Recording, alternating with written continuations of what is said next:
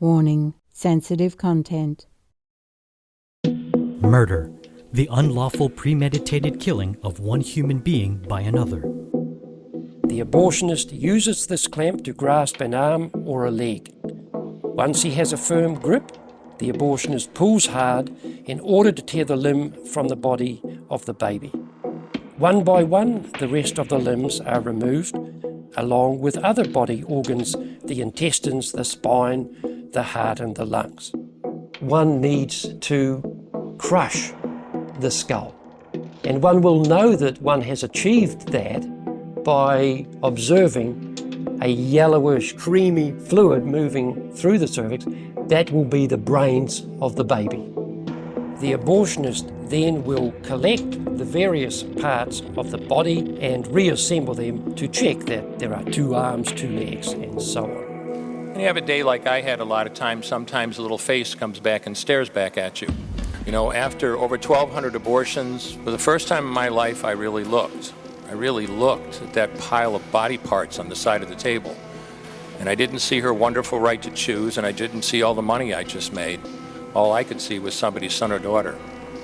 And I stopped doing late-term abortions after that, and several months later stopped doing all abortions. The biggest regret of my life is having had my abortion. Initially there's relief because your problem is gone and you feel like everything is going to be fine, your life will get back to normal. But very soon afterwards I began to realize that was not the case for me. I had an emptiness inside, like there was something missing. I had terrible grief, terrible guilt, terrible shame. It's very shaming.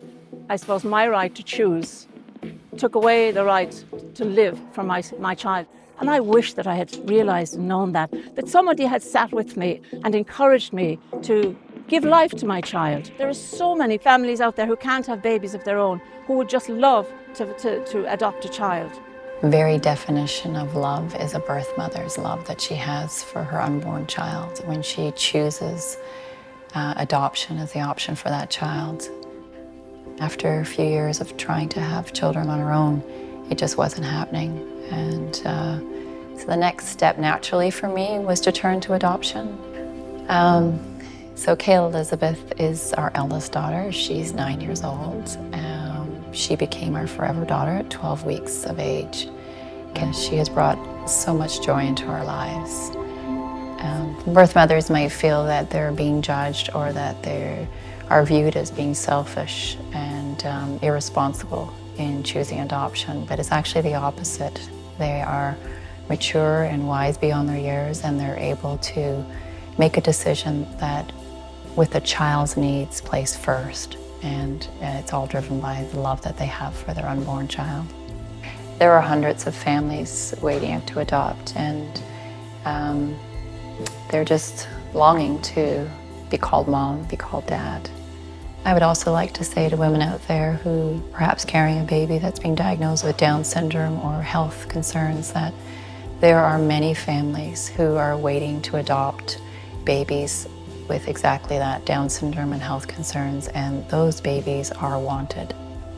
Adoptive parents never doubt that the birth mother doesn't love the child, and that's not the reason that they're giving this baby up. It's the opposite. We know how much you love your unborn child, and we remember that always, every time we look into the eyes of our child. Stop abortion. It's murder. It's against God's law. Supreme Master Ching Hai, vegan.